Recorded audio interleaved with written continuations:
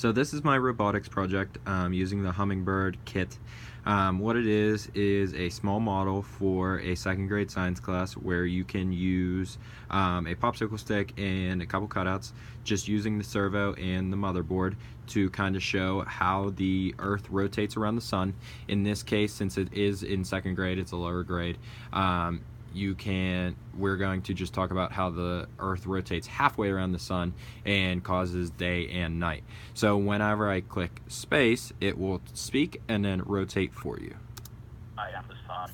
The Earth revolves around me at all times. Once the Earth revolves halfway around the sun, half a day has been completed.